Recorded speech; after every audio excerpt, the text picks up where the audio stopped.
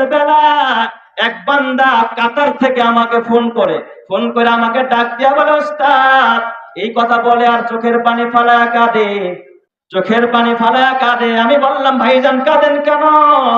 সে আমাকে ডাক দিয়া বলে, হুজুর, আমি আপনাকে বড় মহব্বত করি, আমি কাতারে থাকি, আমার কলিজার আগুনটা ধাও ধাও করে জ্বলে। আমি বললাম, কি সমস্যা ভাইজান বলে? হুজুর, কিছুদিন আগে আমার মা ইন্তেকাল করেছে। আমি বললাম, ভাইজান, আপনার মা কেন, সকলের মা ইন্তেকাল করবে, দোয়া করেন মায়ের জন্য। সে বলতেছে, হুজুর, না না, আমার মা একজন ব্যতিক্রমী মা। আমি বললাম, আপনার মায়ের এমন কি কোয়ালিটি যেই কারণে আপনি সহ্য করতে পারতেছেন না? হুজুর, আমি হাফেজে কোরআন হয়েছি, কিন্তু আমার মা একজন প্রতিবন্ধী, বাক প্রতিবন্ধী। আমার মা একজন বোবা, আমি বোবা মায়ের ঘরে একজন সন্তান। জীবনে আমার মা কোনোদিন আমার সাথে একটা কথা বলতে পারে। তবে হুজুর, আমার মা পর্দা নিশীন মা। আমার মা রাতের বেলায় তাহাজ্জুদের সেজদা, আমার মাকে আমি বহুবার কাঁদতে দেখেছি। কিন্তু ভাগ্যের কি নির্মম পরিহাস!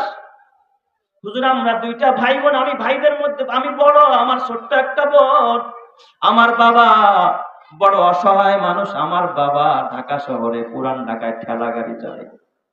হুজুর, বড় কষ্টের জীবন আমার বাবার জীবন। আমার মা কষ্টে চড়াই উতরাই পাড়ি দিয়া জীবন কাটাইছে দুইটা সন্তানকে বুকে নিয়ে। কিছুদিন পর আমার বাবা মারা যায়। আমার বোবা মা, বাক প্রতিবন্ধী মা, মনের কথা জবান দিয়ে আমাকে বুঝাইতে পারে না। মা আড়ালে আড়ালে চোখের পানি ফালায় কাঁদে। আমার নানা বাড়ির একটু সম্পদ আমরা পেয়েছি, ওইটা বিক্রি করে আমাকে আমার মা কাতার পাঠাইছে। হুজুর, আমার মায়ের সাথে ফোন দিয়া কোনোদিন কথা বলতে পারিনি।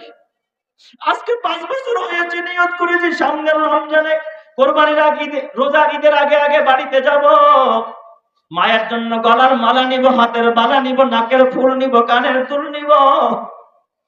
কারণ আমার মা বড় অসহায় মা। আমার মা জবান দিয়া কথা বলতে পারে না। কিন্তু হুজুর, গত 10 দিন আগে আমার মা ইন্তেকাল করেছে। হুজুর, এখন আমার দুনিয়াতে আর কেউ নাই, আমি এখন কি করব?